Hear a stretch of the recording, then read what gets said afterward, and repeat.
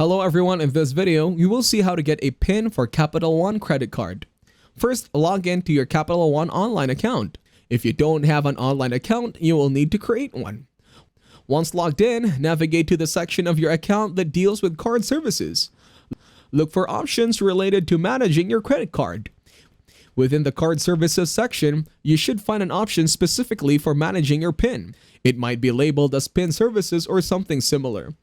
Follow the prompts to request a PIN for your credit card. Capital One may ask you to verify your identity to ensure security. After you have requested a PIN, you may need to wait for confirmation. This could come in the form of an email, a message, or in your online account or a letter sent to your mailing address.